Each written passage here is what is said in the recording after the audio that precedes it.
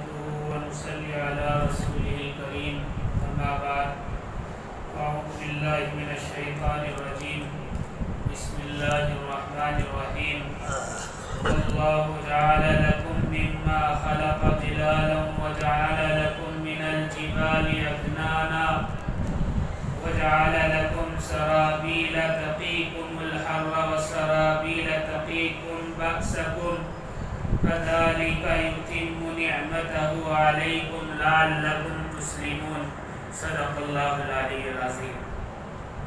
بزرگان محترم اور عزیز دوستوں اور ساتھیوں، میں نے جو آیت آپ کے سامنے پڑھی ہے، اللہ رب العزت اس میں ارشاد فرما رہے ہیں اللہ تعالیٰ ہی نے تمہارے لیے اپنی پیدا کردہ چیزوں میں سے سائے بنائے ہیں، اور اسی نے تمہارے لیے پہاڑوں میں غار بنائے ہیں، اور اسی نے تمہارے لیے لباس بنائے ہیں جو تمہیں گرمی سے بچاتے ہیں، اور ایسے کرتے بھی جو تمہیں لڑائی کے وقت بچاتے ہیں، اور وہ اسی طرح اپنی پوری نعمتیں دے رہا ہے تاکہ تم فرمانبردار بن جاؤ۔ اس آیت میں اللہ رب العزت نے 4 نعمتیں گنوائی ہیں۔ ایک سایہ یعنی چھاؤں، دوسرا پہاڑوں میں غار، تیسرا انسان کا لباس جو گرمی سے بچاتا ہے، اور چوتھا ایسا لباس جو جنگ میں انسان کی حفاظت کرتا ہے۔ پہلی چیز سایہ ہے، چھاؤں ہے۔ اللہ رب العزت نے دنیا کی ہر چیز کے اندر سایہ رکھ دیا، چھاؤں پیدا فرما دی۔ یہ انسان کے لیے بڑی نعمت ہے۔ کسی بھی چیز کے اندر چھاؤں یا سایہ پیدا ہونے کے لیے شرط یہ ہے کہ اس میں کثافت ہو، یعنی میل ہو۔ اگر میل نہ ہو تو اس کے اندر یہ صفت پیدا نہیں ہو سکتی کہ اس کا سایہ پڑے یا چھاؤں نظر آئے۔ جس چیز میں نظافت ہوتی ہے اس کی چھاؤں نہیں ہوتی۔ نبی کریم علیہ السلام کا جسم مبارک اللہ رب العزت نے ایسا بنایا تھا، یعنی ایسا نظیف تھا کہ آپ کا سایہ نہیں تھا۔ آپ کے علاوہ دنیا میں جتنی چیزیں ہیں ہر چیز کا سایہ ہے، یعنی اس میں کثافت ہے، میل ہے۔ ہاں یہ اور بات ہے شرعی اعتبار سے وہ پاک ہے یا ناپاک ہے، یہ الگ چیز ہے، لیکن اس کے اندر میل ضرور ہوتا ہے، اسی لیے اس کا سایہ ہوتا ہے۔ لیکن جو چیزیں اللہ رب العزت نے دنیا میں ایسی پیدا فرما دی کہ اس کا سایہ نہیں ہے، اس میں میل نہیں ہوتا، ایک انسان کی روح اور دوسرا انسان کا ایمان، یہ پاک ہوتے ہیں، اس میں کثافت نہیں ہوتی، میل نہیں ہوتا۔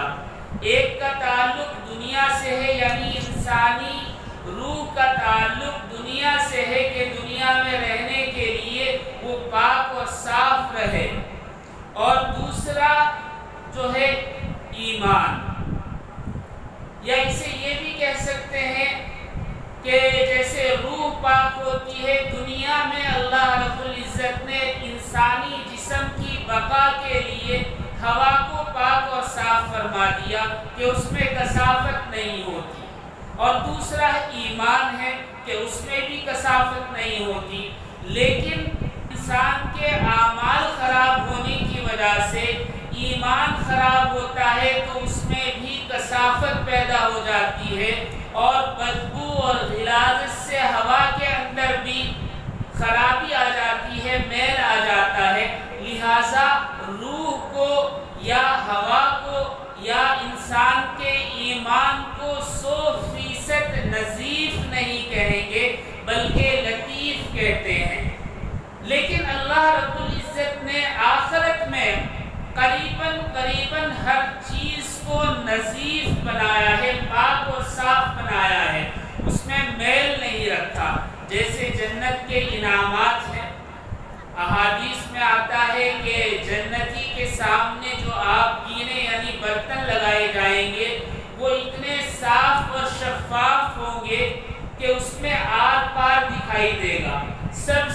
کم درجے کا جو جنتی ہوگا اس کے سامنے جو آبگینے لائے جائیں گے وہ چاندی کے ہوں گے اور موتیوں کی طرح سفید ہوں گے، لیکن آر پار کی چیز بالکل صاف دکھائی دے گی۔ اسی طرح جو جنتی عورت یا جنتی حور لباس پہنے گی، 100 جوڑے ایک ساتھ پہنے گی اور وہ اتنے صاف اور ستھرے ہوں گے کہ ایک جوڑا الگ دکھائی دے گا، دوسرا الگ دکھائی دے گا، یعنی 100 کے 100 رنگ کے جو جوڑے ہیں سب کا کلر الگ الگ دکھائی دے گا، ایک دوسرے پر حاوی نہیں ہوں گے، اتنے صاف ستھرے ہوں گے، یعنی ان میں کثافت نہیں ہوگی، نظافت ہوگی۔ اسی طرح اللہ نے جو محلات جنت کے اندر تعمیر فرمائے ہیں وہ بھی کثافت سے صاف ہوں گے، یعنی ان میں نظافت ہوگی، وہ ایسے کہ چاندی سونے کی اینٹیں ہوں گی لیکن دیوار کے آر پار صاف نظر آئے گا۔ لیکن اس دنیا میں اللہ رب العزت نے سایہ پیدا فرما دیا، ہر چیز کے اندر میل رکھ دیا تاکہ اس کا سایہ ہو، اور یہ سایہ انسانی زندگی کے لیے ضروری ہے، چاہے وہ درختوں کا ہو، چھت کا ہو، دیوار کا ہو یا کپڑے کا ہو یا کسی اور چیز کا، ہر چیز میں اللہ نے سایہ رکھ دیا ہے۔ یہ انسانی زندگی کے لیے ضروری ہے، اگر اس دنیا میں سایہ نہ ہوتا تو انسان کبھی کا مٹ کر ختم ہو جاتا۔ دوسری چیز جو اللہ رب العزت نے ارشاد فرمائی ہے وہ یہ کہ پہاڑوں میں ہم نے غار بنا دی، یہ بھی اللہ رب العزت کی بڑی نعمت ہے، اس لیے کہ جس وقت اللہ رب العزت نے انسان کو دنیا میں اتارا رہائش کے لیے یہی غار استعمال ہوئے، اور آج سے 1500 یا 2000 سال پہلے تک بھی انسانوں کی بستیاں بسانے کا بہت عام رواج نہیں تھا، بلکہ لوگ پہاڑوں کے غاروں میں رہا کرتے تھے، وہ ان کی جائے پناہ تھی، وہ ان کو طوفان سے، بارش سے، دھوپ سے حفاظت کیا کرتے تھے، ان کے مکانات یہی غار ہوا کرتے تھے۔ اور آپ کو معلوم ہونا چاہیے کہ اللہ رب العزت نے اتنے بڑے پہاڑ بنا دیے اور ان میں غار جو بنائے ہیں، چاہے چھوٹا غار ہو یا بڑا غار ہو، اللہ نے اس کے اندر ایسی صفت پیدا فرما دی ہے کہ وہ روم ٹمپریچر پر ہوتا ہے، یعنی 20 سے 25 یا 30 ڈگری تک اس میں حرارت ہوتی ہے، اس سے زیادہ یا کم نہیں ہوتی۔ انسان کی رہائش کے لیے سب سے بہترین سایہ اور حفاظت کے لیے جو چیز ہے وہ غار ہے۔ اکثر و بیشتر اللہ یہ کہ کچھ غاروں میں آکسیجن نہیں ہوتا یا کہیں زیادہ ٹھنڈ ہوتی ہے، یہ صرف 100 میں سے 1 یا 2% تک ہے، باقی اکثر 95% سے زیادہ غاروں میں اللہ نے آکسیجن بھی رکھا ہے اور روم ٹمپریچر پر اس کو رکھا ہے۔ یہ پہلے زمانے میں تو رہائش کے لیے، رہنے کے لیے استعمال ہوتے تھے، لیکن اللہ رب العزت نے امت محمدیہ پر اپنی نعمتیں پوری فرما دی ہیں، تو غاروں کی ضرورت نہیں رہی، بلکہ اللہ نے بڑی بڑی بستیاں، بڑی بڑی عمارتیں اللہ نے عطا فرما دی ہے، انسان کو عقل عطا فرما دی اور اسباب عطا فرما دیے، چیزیں عطا فرما دی، تو انسان نے اپنے لیے شہر بسا لیے۔ لیکن آج بھی ان غاروں کی افادیت سے انکار نہیں کیا جا سکتا، اس لیے کہ بہت ساری ایسی چیزیں ہیں جو انسان کے لیے ان غاروں سے ہی مہیا ہوتی ہیں آج کے زمانے میں۔ ایک تو یہ کہ انسان نے اتنی ترقی کر لی ہے اور جستجو میں رہتا ہے کہ ہمارے آباء و اجداد کا سلسلہ کب سے تھا، کس زمانے سے تھا، یا اس دور میں زندگی کیسی تھی، یہ تلاش کرتا ہے، تو ان غاروں کے ذریعے ہی اللہ رب العزت اسے یہ علم پہنچا رہے ہیں کہ تمہارے آباء و اجداد اب نہیں، 1000 سال پہلے نہیں، 10,000 سال پہلے نہیں، بلکہ 10 لاکھ سال پہلے کس طرح رہا کرتے تھے۔ ایسے ایسے غار دریافت ہوئے ہیں جہاں سے انسانی زندگی کے شواہدات ملے ہیں، 10 لاکھ سال پہلے انسان کیسا تھا، اس کی رہائش کیسی تھی، بلکہ کچھ غار ایسے بھی ملے ہیں جس میں 15 لاکھ سال پہلے انسان کی زندگی کس طرح بسر ہوتی تھی اس کے شواہدات ملے ہیں۔ کچھ برتن ملے ہیں اس زمانے کے، یہاں تک کہ جلے ہوئے کوئلے اور جو انسان جانوروں کو شکار کر کے کھایا کرتا تھا ان کی ہڈیاں تک دریافت ہوئی ہیں۔ یہ ایک علم اللہ رب العزت اس دور میں بھی دے رہا ہے۔ دوسرا، اس دور میں بھی اللہ رب العزت غاروں سے انسان کو پناہ عطا فرماتے ہیں۔ جو لوگ پہاڑوں میں رہتے ہیں وہ غاروں کی اہمیت جانتے ہیں کہ غار طوفان سے، بارش سے اور آندھی سے انسان کی حفاظت کرتے ہیں، اور جنگلات میں اللہ رب العزت جنگلی جانوروں سے اگر کوئی غار میں پناہ لے لے تو حفاظت فرماتے ہیں۔ بلکہ آج جو جدید دور ہے، ٹیکنالوجی کا زمانہ ہے، اس زمانے میں انسان نے تفریح کے لیے اور اپنے کاروبار کے لیے ان غاروں کا استعمال شروع کر دیا ہے۔ دنیا بھر میں لاکھوں غاروں کو انسان نے ہوٹلوں میں تبدیل کر دیا، جس کے اندر بہت ساری سہولتیں پیدا کر لی ہیں۔ 5 اسٹار نہیں، 7 اسٹار نہیں، اور بھی بہت آگے کے ہوٹل یہ بن گئے ہیں۔ ایک غار اتنا بڑا ہے کہ اس کی چھت 100 میٹر اونچی ہے، اور اس کے اندر ایک ہی غار کے اندر رہنے کے لیے بہترین تراشے ہوئے پتھر ہیں، روم ٹمپریچر پر ہے، اور اسی کے اندر ہوز ہیں، یہاں تک کہ باریک باریک دریچے کھلے ہوئے ہیں۔ آدمی وہاں چلا جائے تو نکلنے کا نام نہ لے۔ آپ نیٹ پر دیکھ سکتے ہیں بہت سارے غار ایسے ہیں کہ جن کو ہوٹل بنا دیا، اور ایک رات گزارنے کے لیے ایک غار کی قیمت 15 لاکھ روپے دے رہے ہیں لوگ تفریح کے لیے۔ اللہ رب العزت نے قدرتی طور پر ان کو ایسے مناظر اور ایسی آرائش عطا فرما دی کہ انسان پیسہ خرچ کر رہا ہے ایک رات کے لیے 15 لاکھ روپے۔ اللہ اکبر! انسان کو اللہ رب العزت نے اس کے ذریعے تجارت بھی عطا فرما دی۔ آج کے اس دور میں مشروم، جو عام طور پر بہت مہنگی سبزی ہوتی ہے اور عام طور پر غریب اسے کھانے کا تصور نہیں کرتا، یہ ان غاروں میں ہی اگائی جا رہی ہے، جس سے لاکھوں کھربوں ڈالر کمائے جاتے ہیں مہینے میں۔ اللہ رب العزت نے غاروں کو پہلے زمانے میں بھی اور آج اس دور میں بھی انسان کے لیے فائدے سے بھرپور بنائے ہیں۔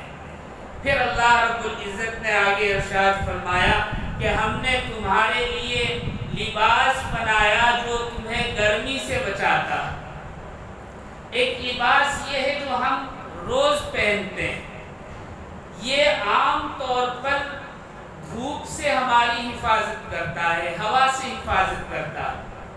اللہ نے یہی کیوں کہا کہ گرمی سے بچاتا، یہ کیوں نہیں کہا کہ سردی سے بچاتا؟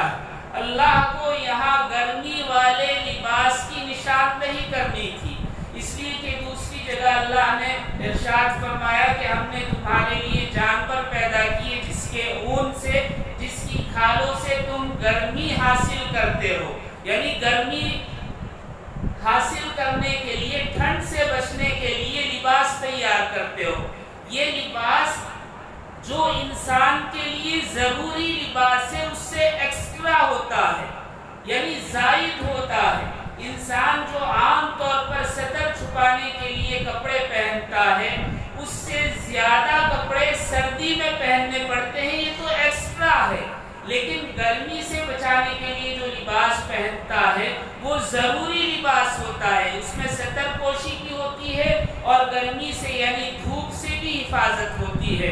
اور دوسرا معنی یہ بھی لے سکتے ہیں کہ انسان کو اللہ نے گرمی سے بچانے کے لیے خاص لباس عطا فرمایا ہے، جیسے اس دور میں ہے کہ آگ کا کام کرنے والے خاص لباس پہنتے ہیں، یا جو بم بلاسٹ کو روکنے کے لیے خاص طور پر لباس بنایا جاتا ہے، وہ بھی گرمی سے اور حرارت سے محفوظ رکھنے کے لیے انسان کو اللہ تعالیٰ نے عقل دی اور اس کے اسباب پیدا فرما دیے۔ یہ لباس بھی اللہ نے نعمت کے طور پر عطا فرمایا ہے۔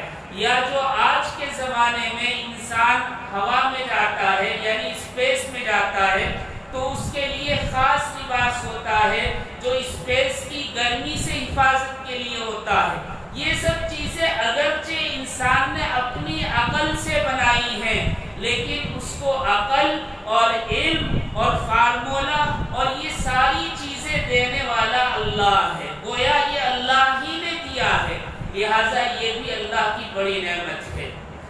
انسان نے سب سے پہلا لباس سوتی لباس پہنا ہے، کاٹن کا۔ حضرت آدم علیہ السلام کو جب جنت سے زمین پر اتارا گیا تو حضرت جبرائیل یا کسی اور فرشتے کے ذریعے اللہ نے سب سے پہلے کچھ بیج بھیجے اور کہا کہ آپ ان کو زمین میں بو۔ فرشتے نے بتایا کس طرح اس کی کاشتکاری کرنی ہے۔ حضرت آدم کے ہاتھ سے کاشتکاری کرائی اور ساتھ ہی ساتھ اللہ نے فوری طور پر کپاس کا پودا اگایا جس سے روئی حاصل کی گئی، کاٹن حاصل کی گئی۔ پھر اللہ نے حضرت آدم کو بتایا کہ کس طرح اسے کاٹنا ہے اور کس طرح بننا ہے۔ لیکن اس دور میں لباس سیا نہیں گیا، یعنی چادریں بنا لی اور حضرت آدم نے اس سے جسم کو چھپایا۔ سینے کا سب سے پہلا کام حضرت ادریس علیہ السلام نے فرمایا۔ بہرحال لباس اللہ رب العزت کی بڑی نعمت ہے جو انسان کو دھوپ سے اور گرمی سے بچاتا ہے۔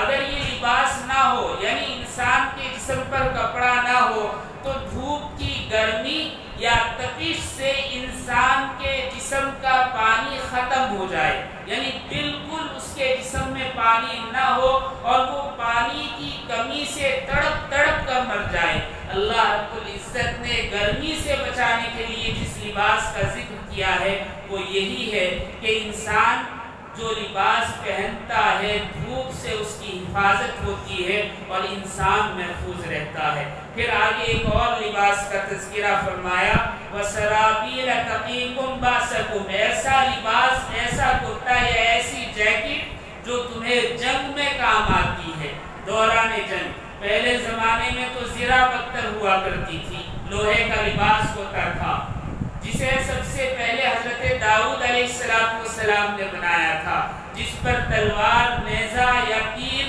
کا وار کارگر نہیں ہوتا تھا، لیکن یہ لباس بھاری ہوتا تھا، وزنی ہوتا تھا۔ جیسے جیسے انسان نے ترقی کی، امت محمدیہ کو اللہ نے ایسا علم عطا فرما دیا اور ایسی چیزیں عطا فرما دی کہ اس زرہ بختر کو انسان نے بہت کم وزن میں تیار کیا ہے، نئی ٹیکنالوجی کے ذریعے تیار کیا۔ آج ہمارے دور میں تلوار اور نیزے استعمال نہیں ہوتے، لیکن گولیوں کا دور ہے، رائفل اور بندوق استعمال ہوتی ہیں۔ اللہ نے علم عطا فرمایا تو بلٹ پروف جیکٹ تیار کر لی ہے انسان نے۔ یہ بھی اللہ کی نعمت ہے، یہ انسان کا کمال نہیں۔ اللہ نے کائنات جس وقت بنائی اسی وقت یہ سارا میٹیریل رکھ دیا تاکہ امت محمدیہ کے آخری دور میں یہ کام آ سکے۔ اس میں انسان کے کمال کی بات نہیں ہے، یہ تو اللہ تعالیٰ کا فضل اور انعام ہے۔ آج بلٹ پروف جیکٹ کی اور بھی کئی قسمیں نکل کر آ رہی ہیں۔ ابھی جاپان کی کسی کمپنی نے ایک ایسا بلٹ پروف جیکٹ بنایا ہے جو اسپنج سے بنا ہے۔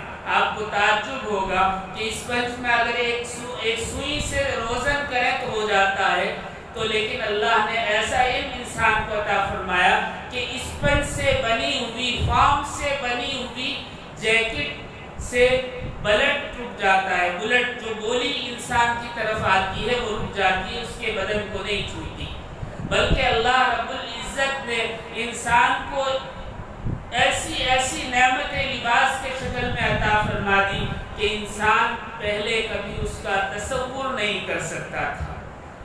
جنگ سے تو حفاظت ہے ہی، لیکن انسان نے یعنی نعمتوں کی تکمیل امت محمدیہ کے دور میں ہوئی ہے تو ایسے لباس لیے ہیں جس میں LED وغیرہ بھی ہے، رنگ برنگے لباس ہیں، وہ چینج ہوتے رہتے ہیں جیسے اسکرین چینج ہوتی ہے، اسی طرح اور بھی بہت سارے لباس ہیں۔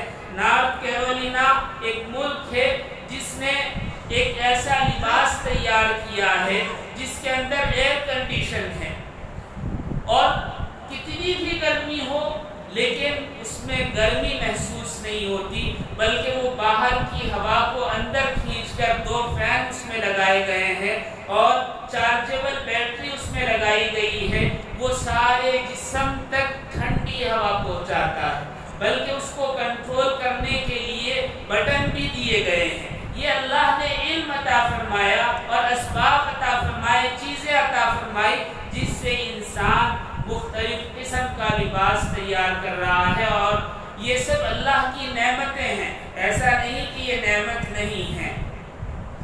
بلکہ ابھی کچھ لوگوں نے تحقیق کی ہے اور بتایا ہے کہ پہاڑی علاقوں میں ایک جانور ہوتا ہے جسے کہتے ہیں اینگلولین۔ اس جانور کی ایک کھال ہوتی ہے جو فولاد سے بھی زیادہ مضبوط ہوتی ہے، لوگ اس جانور کا شکار کر رہے ہیں اور بیچ رہے ہیں، سائنسداں اس کی کھال سے، اس کی اسکین سے بلٹ پروف جیکٹ تیار کر رہے ہیں۔ یہ جانور بھی آج پیدا نہیں ہوا، اللہ رب العزت نے جس وقت یہ دنیا بنائی اسی وقت بنایا تھا، یہ سب اللہ کی نعمتیں ہیں۔ بہرحال اللہ رب العزت نے اس دنیا میں انسان کو بڑی نعمتیں عطا فرمائی ہیں۔ انسان کو اللہ نے دنیا میں جب بھیجا تو اس کے لاشعور میں کچھ چیزیں رکھ دی ہیں جس کو وہ فالو آج کر رہا ہے، یعنی نئے نئے لباس تلاش کرنا چاہتا ہے۔ مجھے ایک حدیث یاد آ رہی ہے، ابن حبان نے اسے روایت کیا ہے، وہ حدیث یہ ہے کہ جنت میں ایک درخت ہے طوبہ نام کا، اگر اس کے نیچے ایک گھوڑ سوار یعنی گھوڑے پر بیٹھ کر تیز رفتار آدمی سفر کرے تو 100 سال تک سفر کرتا رہے تو اس کا سایہ ختم نہیں ہوگا۔ یہ درخت اتنا بڑا ہے، لیکن اس درخت کی خاصیت کیا ہے؟ اس درخت کی خاصیت یہ ہے کہ اللہ رب العزت اس درخت کے خوشوں سے، یعنی جو پھل نکلیں گے اس پھل کے ذریعے جنتیوں کو جنتی لباس عطا فرمائیں گے۔ وہ لباس کیسا ہوگا؟ ہم سوچ سکتے ہیں کہ جب دنیا میں ہی اللہ تعالیٰ ایسی نعمتیں عطا فرما رہے ہیں تو آخرت میں کیسی نعمت ہوگی۔ ایک واقعہ مجھے حضرت علی رضی اللہ تعالیٰ عنہ کا یاد آ رہا ہے۔ زرہ بختر یعنی بلٹ پروف جیکٹ جو ہوتی ہے، حضرت علی رضی اللہ تعالیٰ عنہ کی ایک تھی جسے وہ بہت احتیاط سے رکھا کرتے تھے، ان کی پسندیدہ زرہ بختر تھی۔ ایک جنگ میں، جنگ صفین میں دوران مقابلہ وہ نیچے گر کر کہیں گم ہو گئی۔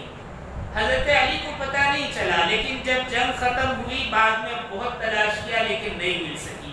بہت عرصے کے بعد حضرت علی رضی اللہ تعالی عنہ نے دیکھا کہ ایک آدمی غیر مسلم اس زرہ بختر کو بازار میں بیچ رہا ہے۔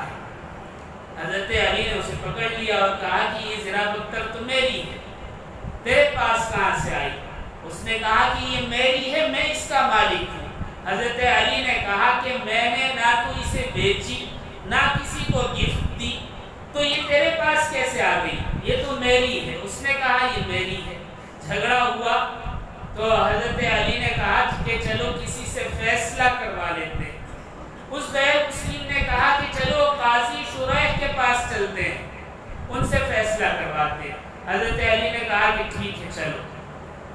یہ اس زمانے میں مدینہ میں قاضی مقرر کیے گئے تھے، حضرت عمر کے زمانے میں بھی قاضی تھے، حضرت عثمان کے دور میں بھی، اور حضرت علی رضی اللہ تعالیٰ عنہ کے زمانے میں بھی قاضی تھے۔ حالانکہ یہ واقعہ حضرت علی کے دور کا اس وقت کا ہے جب آپ خلیفۃ المسلمین تھے، آپ خلیفہ ہیں اور ایک غیر مسلم آپ سے جھگڑ رہا ہے، اور اس وقت پھر اسی کے کہنے پر قاضی شریح کے پاس حضرت علی گئے۔ حضرت علی نے کہا کہ یہ زرہ بختر میری ہے۔ قاضی شریح کھڑے ہو گئے اور کہا کہ امیر المومنین آپ بیٹھیں۔ حضرت علی نے کہا میں بیٹھنے کے لیے نہیں آیا، میں تو اپنا مدعا لے کر آیا ہوں، آپ فیصلہ کر دیجئے۔ قاضی شریح بیٹھے، حضرت علی رضی اللہ تعالیٰ عنہ کھڑے رہے اور کہا کہ آپ فیصلہ سنائیں۔ قاضی شریح نے کہا کہ امیر المومنین میں تصدیق کرتا ہوں کہ یہ زرہ بختر آپ ہی کی ہے، لیکن میں قاضی ہوں، میری گواہی قابل قبول نہیں ہوگی۔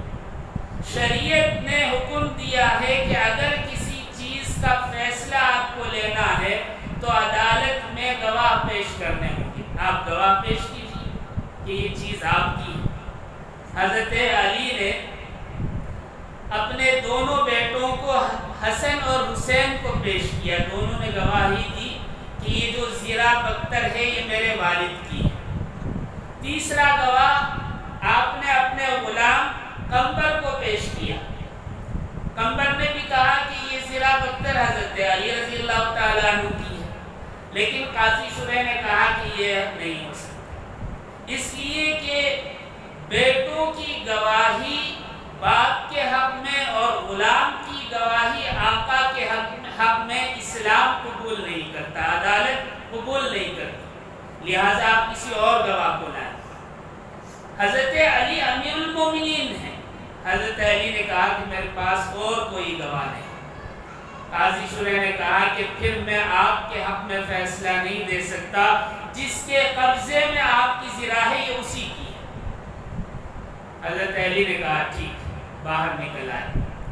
غیر مسلم نے جب دیکھا کہ امیر المومنین 12 لاکھ مربع کلومیٹر پر جس کی حکومت ہے، ایسے آدمی نے صرف اس وجہ سے کہ اس کے پاس کوئی گواہ نہیں ہے اپنے حق سے دستبردار ہو گیا، حالانکہ جج اور قاضی خود کہہ رہا ہے کہ یہ چیز آپ کی ہے، لیکن قانون کے حساب سے وہ گواہی نہیں دے سکتا اور اس نے فیصلہ میرے حق میں دیا ہے۔ تو اس شخص نے کہا کہ امیر المومنین آپ درست ہیں، یہ میں نے ایک میدان میں سے پڑی ہوئی اٹھائی تھی، مجھے معلوم کرنا چاہیے تھا کہ یہ کس کی ہے تاکہ اس تک پہنچا دوں، میں غلط ہوں آپ صحیح ہیں، یہ زرہ بختر آپ رکھیں۔ حضرت علی نے کہا کہ عدالت کا فیصلہ ہو چکا، اب میں اسے نہیں لے سکتا۔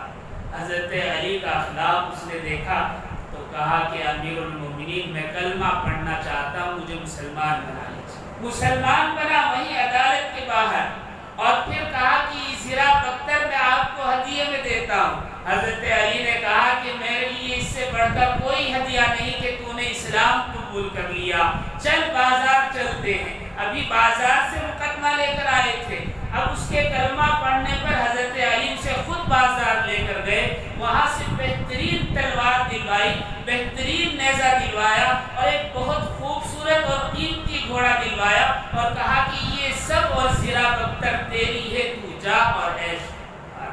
اللہ، اس طرح کے بہت سارے واقعات ہیں۔ بہرحال موضوع تھا تو اس لیے واقعہ میں نے عرض کر دیا۔ آخر میں اللہ رب العزت نے ارشاد فرمایا کذالک یتم نعمتہ علیکم لعلکم تسلمون۔ یہ جو 4 نعمتیں اللہ رب العزت نے بیان فرمائی ہیں اس کے متعلق فرما رہے ہیں وہ اسی طرح اپنی پوری نعمتیں دے رہا ہے۔ وجہ کیا ہے؟ تاکہ تم فرما بردار بن جاؤ۔